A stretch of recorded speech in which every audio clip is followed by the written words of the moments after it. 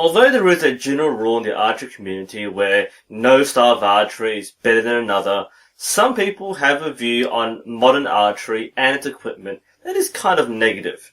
This is particularly true for the Olympic style of archery. Traditionalists will look at their sights and stabilizers and go, if they're meant to be the best, how come they need so many gadgets to make it easier? I think this is a huge misconception about modern archery and why its equipment has been adapted the way it has. I want to address this perception of Olympic archery and why claims that it's easier aren't quite true. There's one very important thing I want to clarify. There's no such thing as Olympic archery. Now that may be confusing. You see archery at the Olympics, yes. You see bows that are marketed as Olympic bows. People talk about shooting Olympic style. No, Olympic archery is not actually a thing. The only reason why it's called Olympic archery is because it's the event that most people recognize modern archery from. It's a misnomer because what you see in the Olympics is one specific discipline. It's similar to how Olympic Taekwondo is the style regulated by the World Taekwondo Federation as compared to the International Taekwondo Federation or ITF. Archery as a competitive sport has numerous disciplines and classifications. Disciplines refer to different kinds of events. They include outdoor target archery, indoor target archery, clout archery and field archery being some of the main events. Classifications cover the kinds of equipment that can be used, and that includes freestyle recurve, compound, bare bow recurve, and so on. There are also different rounds that can be shot, ranging from the full 90-meter theater round to 18-meter indoor rounds. What you see in the Olympic Games is outdoor target archery shooting the Olympic round freestyle recurve. Now, this may sound awfully specific, but it's important to note that this is only one possible event in one discipline and one classification that could run. There are other events that are run in different disciplines and classifications at national and world level, as well as club and state level. Archery in the Olympic program only features one discipline. This is in contrast to events organized by the International Shooting Sports Federation. The shooting events in the Olympic program include 10-meter air pistol, 10-meter air rifle, 25-meter rapid-fire pistol, 50-meter pistol, 50-meter rifle prone, 50-meter rifle 3 positions, trap shooting, double trap shooting, skeet shooting. There are, 9 different events for shooting in the Olympics. Archery only has one. Because of this, people have generally understood this one event to represent Olympic archery, and the industry has adapted to this misconception by marketing their products for Olympic archers. Because this is the only kind of archery that many non-archers are familiar with, the Olympic archery has become the word that describes all kinds of sports-style archery and equipment. There are other events that could be run. The big one that's being pushed at the moment is the compound classification. The World Championships and the World Cups feature both recurve and compound classifications, and both are highly competitive. It's up to the IOC to decide whether they want another archery event and add compound to the program. There are arguments in favor and against, but when we consider the number of similar ISSF shooting events, different weight classes in judo, wrestling, and boxing, and different classifications in sailing and rowing, it would make sense for Olympic archery to include both recurve and compound. Archery hasn't always been the form we see today. The original events from the early Olympic Games, dating from the 1900 Paris Games, used equipment that was traditional, there were several different events, and it wasn't regulated by an international association. Archery disappeared from the Olympic program in 1920. Between 1972 and 1988, archery competition became regulated under FITA, now known as World Archery, and they used a standardized round, the FITA 1440. This is basically the same form of competition used in club and state level. Everyone shoots at the same time on the same field and the highest score wins. The problem with this format is that it's not spectator friendly. If you're not sure what this looks like, check out the archery competitions that I've recorded on my channel. It's a cycle of shooting, scoring, and so on. It's not really a competitive environment, even though people are trying to score their best. Another problem is that in most competitions, the scores themselves aren't really competitive. There is a huge spread in the field, and it's virtually impossible to make a come from behind win because you're depending on the people above you to make a mistake, since there's no way for you to exceed the maximum number of points. From 1992 onwards, the Olympic round was used. After a qualification process using a FITA round, competitors are placed in a one-on-one knockout match with the highest scoring archer winning the match and proceeding to the next round. This provided more of a competitive sport, as the archer had more chance of proceeding into the final rounds by beating one person at a time rather than trying to keep ahead of a full field. This was controversial because the winning archer wasn't necessarily the best archer on the day. It was the person who managed to shoot better than a handful of people in match play. The final change was in London 2012, when the set points replaced the overall score, so archers would receive points based on whether they scored higher in that particular end. The finals were decided by set points or a shoot-off. This allowed archers to make those come from behind wins, so if an archer had a very poor first set, they could still win by shooting better in the following sets. Knowing that archery has adapted to become more competitive and more spectator friendly is the key to understanding why freestyle recurve was chosen as the only representative discipline. Firstly, it's important to define freestyle, or what most know as Olympic archery. Technically, the freestyle or open discipline allows you to use any equipment that is within regulations. This includes using sights, weights, and stabilizers. You don't have to use sights if you don't want to, but of course, practically every archer does.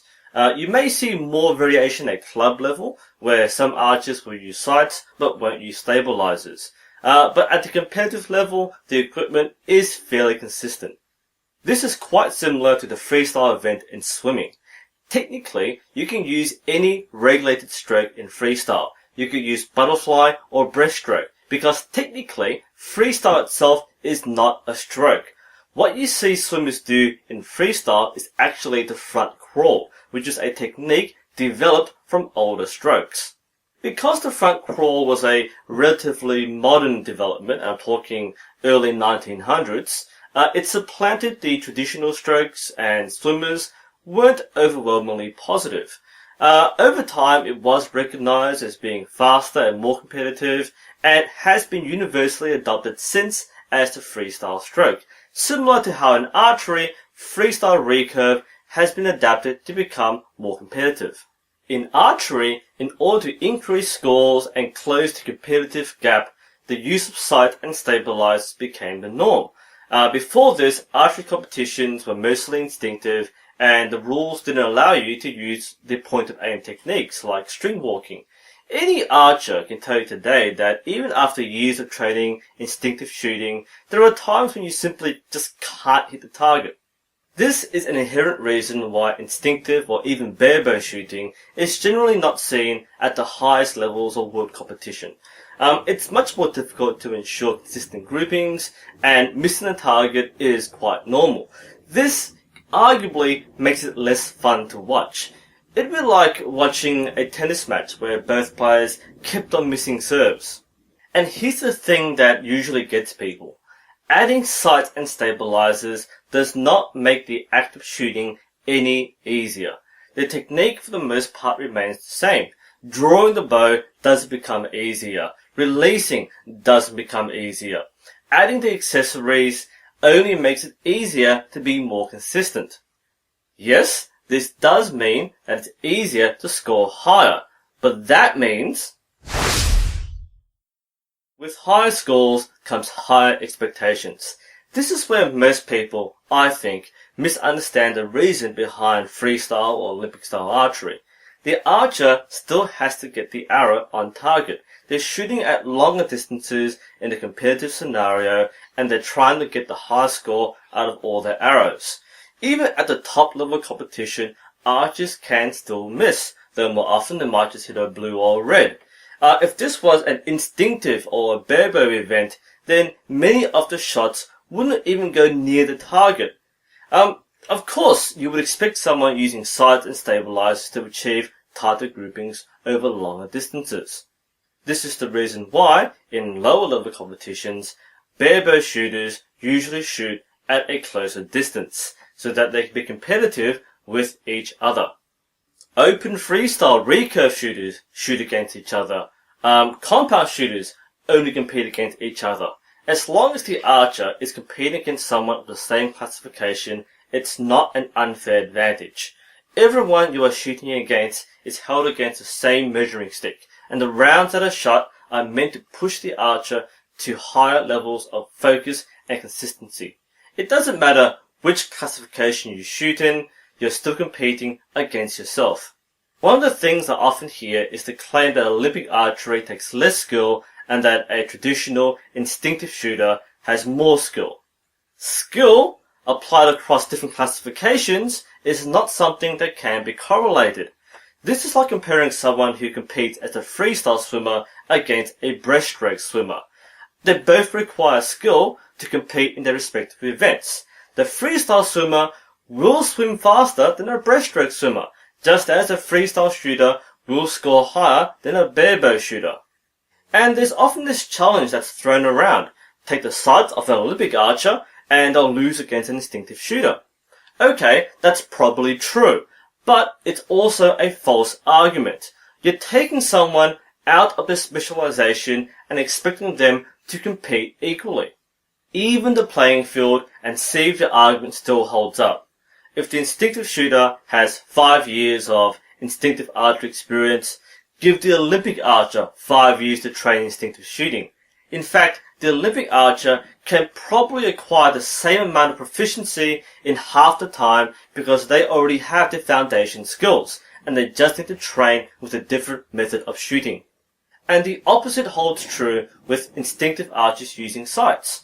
They won't automatically shoot better with sights. In fact, if anything, they will shoot worse because it goes against what they've been trained to do. Give the same amount of time and training and they'll certainly shoot just as proficiently as someone who's a freestyle archer. I may be rubbing some instinctive shooters the wrong way here, but I see this one-sided superiority complex everywhere, and it's wrong. Adding a sight onto a bow does not make it easier to shoot, nor does it show lesser skill. What this changes is expectation. There's less excuse for a freestyle archer to be inconsistent because their scores should be higher. Judge them on their form, not their equipment. In fact, if you're going to criticize equipment, you may as well criticize the use of carbon arrows because these had a much larger effect over long-range performance. The same can be said for recurve shooters who criticize compound bows for being too easy. It may be true that it's easier to be consistent with a compound bow in a short amount of time, but the expectations are much higher. It's much harder to succeed in compound competition because the skill gap is so narrow. In short, don't define an archer's skill based on the equipment they use. People choose certain styles and classifications because that's the sort of competition they want to participate in. Some people want to develop their skills as barebow or instinctive shooters, which is a much harder style to become consistent in. Others want to participate in a high scoring event where the competition is much tighter. It's not about skill, it's about expectations. To sum up, Olympic archery isn't a style of archery in itself. It's actually just one event out of many disciplines and classifications an archer could choose to compete in. It is, however, the only one to make it onto the Olympic program. Olympic archery has adopted the format and equipment it uses now in order to make the field more competitive and more spectator friendly. An Olympic archer does not have less skill than other styles of archery. They are expected to score higher in a competitive format. The reason why instinctive archery is not used as a competitive discipline is that it takes longer for people to learn and far fewer people can reach the level where they can be competitive against each other. Not every Olympic shooter is Brady Ellison. Not every compound shooter is Mike Schleusler. Not every instinctive shooter is Byron Ferguson. If you're going to make comparisons between styles, remember to frame the context and remember that no style is inherently better than another. Anyway, hope you found this interesting. This is New Sensei. Thanks for watching, and I'll see you next time.